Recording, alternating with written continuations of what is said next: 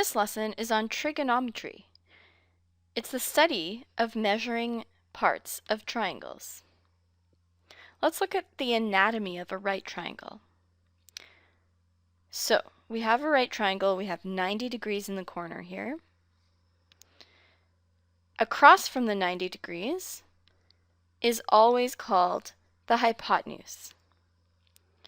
Now, if we chose this tip here, where the lady is looking, and we chose that to be our angle of reference,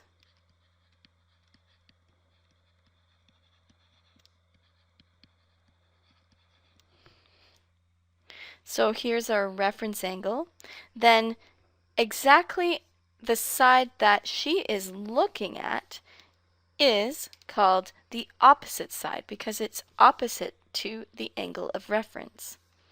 The side that is adjacent to the reference angle is called the adjacent. So understanding these names is going to be really important in forming the proper proportions that we will need. Here's an example of a right-angled triangle. Our angle of reference is A, and our angle of reference is chosen in this way because our opposite, our adjacent, and hypotenuse are labeled according to it. In this case, at this point in time, angle A is 30 degrees. We have also measured every side, and we're also considering the relationships between those sides. Now first take a look at what happens if I drag this triangle around. My angle stays the same. It's constantly 30 degrees, but my sides are changing. However, you can see that this triangle here is proportional to this triangle here. It's just as multiplied by a scale factor. So say this one side here, the adjacent is 3.8. I could multiply it by something here to get 8.3 in the same way that the opposite was multiplied. So it's just either expansion, enlargement, or shrinking of the same proportions. So since the proportions are the same between the sides, that means when we divide different combinations of the sides, we should get the same numbers for any of these triangles. Notice that that's true. I've programmed it to calculate the ratio of the opposite to the hypotenuse, the adjacent to the hypotenuse, and the opposite to the adjacent sides. So notice that the ratios are not changing at all, no matter where I place or shrink or enlarge this triangle, because as long as our reference angle is 30 degrees, our opposite over hypotenuse is always going to be 0.5. And same with the other ratios. So this will actually help us to find other parts of the triangle if we know that, hey, if we have 30 degrees here, I know my opposite over my hypotenuse is always going to be 0.5. So if, say, I knew my opposite was 1, then I would know that the hypotenuse would have to be 2, so that 1 over 2 makes 0.5. This is the essence of trigonometry here. You've probably heard of the terminology sine, cosine, and tangent. That terminology is merely a labeling of these proportions. So sine has been chosen to represent the opposite over the hypotenuse. Cosine has been chosen to relate the adjacent over the hypotenuse. And tangent has been chosen to relate the opposite over the adjacent. The equation here could be written as sine of 30 degrees is equal to 0.5. Now check that on your calculator. All of these proportions are stored in your calculator. Type in sine of 30. What do you get? You get 0.5. Similarly, cosine of 30 should be 0.866. Tangent of 30 should be 0.7578, and so on. Now, everything changes if we change the angle. Notice our ratios completely change. But if it's a different angle, then we can base it on that angle. So now if you could have sine of 10, and that should give you 0.177. So this is how trig is going to work. We're going to be looking at these ratios and comparing them to what kind of triangle we have. Maybe we have a smaller version of the triangle or a bigger version of the triangle, but the sides are lying in the same proportions. One way of remembering these ratios is SOHCAHTOA. So this helps you remember that sine is opposite over hypotenuse, cosine is adjacent over hypotenuse, and tangent is the opposite over the adjacent. Here's a problem. We want to find the length across the lake. We have a lake. We can't walk across the lake, but we can walk in a 90-degree triangle to make the length of the lake one of the sides of our triangle. So in this case, the length of the lake is our hypotenuse. And we don't know it, so it's called x. And say we measured this angle here to be 30 degrees. And the opposite side of 30 degrees we measured to be 6 kilometers. So, can we find the length of the lake? Well, we sure can. We know that when we relate the opposite and the hypotenuse, that was our sine from SOHCAHTOA, we know that we're taking the sine ratio of 30 degrees. And we know that the sine ratio of 30 degrees should be 6 kilometers over the hypotenuse x. Now we also know from the previous example that the sine ratio of 30 degrees was always 0.5. So this is going to actually help us because we'll be able to find the length of the lake by solving this proportion. And this is exactly what trigonometry is all about. We look at what sides we have. We look at our database of ratios that we know that we can call up. And we can relate our example to the known proportion that we know is always the same for triangles of 30 degrees. So 0.5 is actually 1/2. So you can solve this using cross multiply and divide, or you can just see that 6 over what would be 0.5? 6 over 12. We know x would be 12. So the lake is going to be 12 kilometers across. Let's look at some further examples. Here we have a triangle, a right triangle, angle 50 in the top corner. So the first step is always to label our sides. That way we can determine which ratio it is. I'll write up SOHCAHTOA up here. This just reminds us that the sine of an angle is the opposite over the hypotenuse. The cosine of an angle is the adjacent over hypotenuse, and the tan of an angle is the opposite over the adjacent. So let's label our sides. Across from the 90 is always our hypotenuse. Across from our reference angle is always our opposite, and the adjacent is what's left. So we've labeled our sides. Now you want to choose your ratio. So, how do we choose? Well, sometimes you have all the ratios possible if all the sides are given, but here we only have 2 sides in question. We're not really interested in the opposite, but we are interested in the adjacent and the hypotenuse. So we look for the ratio that relates the adjacent and hypotenuse so that we include our x in our ratio and we have all the other components filled in. So let's fill in our info to our cosine equation, which would be the cosine of an angle 50 degrees. Now this is not cosine times 50, this is cosine of 50.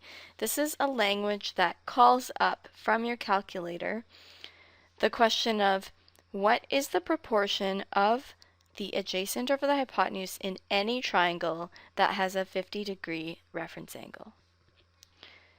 And we know that in our picture, our cosine of 50 is relating our adjacent, which is our unknown, over our hypotenuse, which is 20. So this proportion should equal the grand proportion that works for all triangles of 50 degrees. So let's call that up. Go on your calculator and make sure that your calculator is in degree mode. If it's in radian mode, you'll have different answers. So type in cosine of 50 and you get 0.643. I'm going to round that.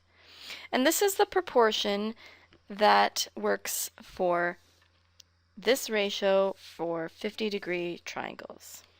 And we know that that should equal x over 20. So now we want to solve the equation. Let's get x by itself. We could multiply both sides by 20. And we get 12.855. And let's just round to one decimal place for now. So 12.9 would be our x length. Here's another example. We have 23 degrees, right-angled triangle. We want to label our sides. So across from the 90 is the hypotenuse. Across from the reference angle is the opposite. The other one's the adjacent. Now we are interested in our opposite and our hypotenuse. So from SOHCAHTOA, which just tells us the ratios and what they relate, we're going to be relating the opposite and the hypotenuse. So we want to use our sine ratio. So let's create our equation. Sine of 23 degrees is equal to the opposite over the hypotenuse, the 30 over the x. Now in this case, you'll see that our x is in the denominator. So we're just going to have to solve that. Sine of 23 is some ratio 0.3907, and you want to keep it as exact as possible. But now you want to be able to solve for x. So solving for x, you could do a long algebraic method by multiplying both sides by x and then dividing both sides by 30. And you'd notice that that would produce x equals whatever 30 divided by 0.3907 is, which is 76.8. Now, one quick hint here is sometimes it's nice to see this as a cross multiply and divide situation. It makes things a little quicker. So we're cross multiplying 30 times 1 and dividing by the sine of 23. So x is actually technically being the 30 divided by the sine 23. Depending on your calculator, you can either go 30 divided by 0.3907, or you could go 30 divided by sine of 23 directly if your calculator allows for it. Either way, you get 76.8 as your length. Now let's try this triangle. Here, they're asking us to find the angle. So there's something a little different here because we're going to be following the same process, but we're going to be finding the angle. So let's proceed as before. We're going to label our sides. Our across from 90 degrees was the hypotenuse. Our opposite is our 30 and our adjacents are 40. So the only things that we know right now are the opposite and the adjacent. If you really wanted to find the diagonal, you could use the Pythagorean theorem to find the diagonal. However, that would not tell you about the angle. So let's set up our equation. We know from SOHCAHTOA that opposite and adjacent lie under the tangent ratio. So we would have the tangent of some angle, which we don't know and is called the Greek letter theta, is equal to the opposite over the adjacent. In this case, our opposite is 30 and our adjacent's 40.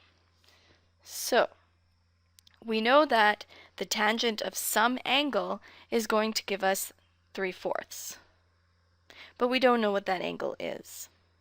So Our calculator does, though.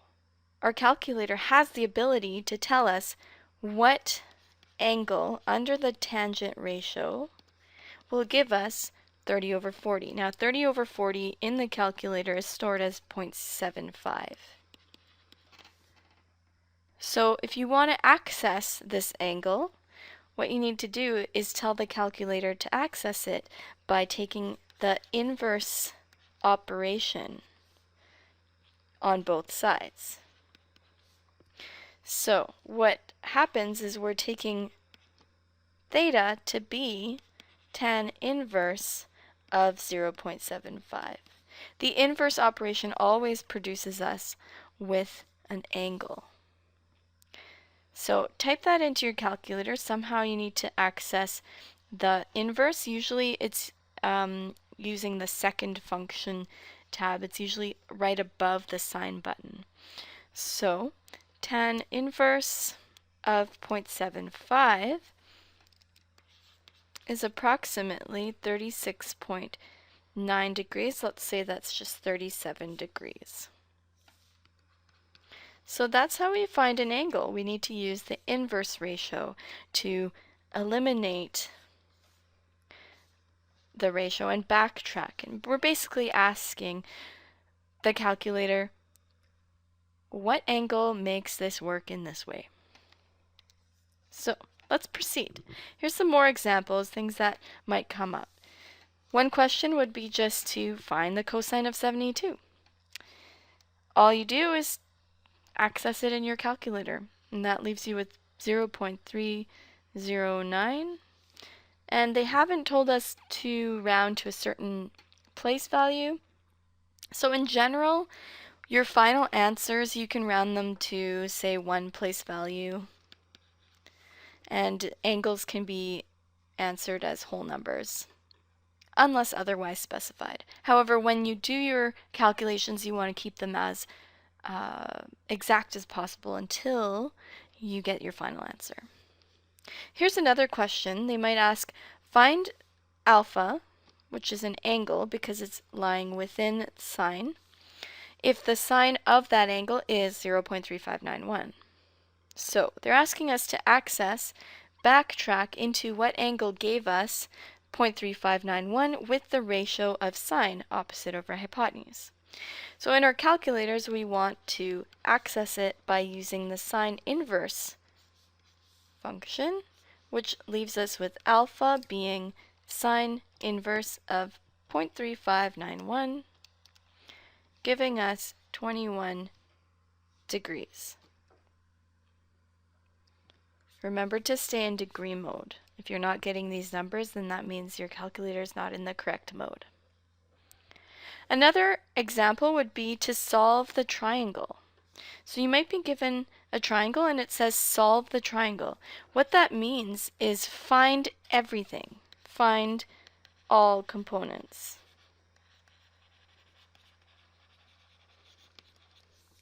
So here we have this angle, so we need to find this angle, we need to find this, and we need to find this. So let's label those. So let's label this theta and A and B. So some of the things we can do before using trigonometry include, when finding the other angle, you can use the 180 degree property. So we know the whole, all three angles need to add up to 180. So we can go 180, take away 90, take away 57. That would leave us with 33 degrees for theta. So that's done. Now to find the other sides, sometimes if you have two sides given, you could just use the Pythagorean theorem, but in this case we don't, so we need to use trigonometry. So let's call, say, the reference angle 57, and based on that reference angle, B is our opposite, 5 is our adjacent, A is our hypotenuse. So let's find B. So if we want to find B, we need to use the 5 as one of our numbers, so that would relate opposite and adjacent. Opposite and adjacent comes from tangent, from TOA. So we want to use the tangent ratio of 57 because we know that that should be the same as taking b over 5. So let's solve that. Cross multiply and divide, you get b equals 5 times tan of 57. 5 times tan of 57, using our calculator, gives us approximately 7.7 for b. 7.7 inches. And for the last one, you could either use trig or you could use the Pythagorean theorem. So because we just did trig, say you wanted to use the Pythagorean theorem. We know that 5 squared plus 7.7 squared should give us a squared. And we can solve that. So a squared should be equal to 84.2. So a should be equal to the square root of 84.2, which is 9.2.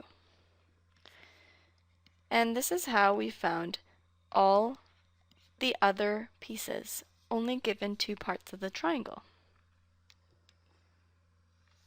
Here's some terminology. Some of the word problems in this section will have the following terminology used. So say there's a lady. She's got a line of sight. Now she tilts her head up to look at some birds. The angle in which she tilted her head up is called the angle of elevation. Notice it's always with the horizontal, it's never up here. Now she could also be looking down at a sailor. She could be looking down, and the angle in which she tilts her head from her line of sight downwards to the sailor is called the angle of depression. Now, the sailor also has a line of sight. If he was scoping her out, he'd have to lift his head, and that would be his angle of elevation. Notice that the angle of elevation from him to her is the same as the angle of depression from her down to him. This may be useful. Sometimes you're given this part, but you want to actually be using this triangle. Let's look at an example where we have an angle of elevation. So we have a fishing boat moving into a bay, and the captain notes that the angle of elevation to the top of the lighthouse, that is 200 feet tall, is 11 degrees. They're asking us how far is he from the lighthouse. So with these problems, the first key is to draw a picture. You want to draw out a picture so that you have a right angle triangle and you have everything labeled as best as you can. So you can practice that with more problems in your textbook. Now, let's see what we can do with this. We've got 11 degrees, so 200 is our opposite, x is our adjacent. So that's the tangent ratio. So that would be tangent of 11 degrees is going to be the same as 200 over x. Now we can solve that. Cross multiply and divide. You'll notice that x is equal to 200 over tan of 11. And somehow you can compute that in your calculator, giving you 1,028.9 feet.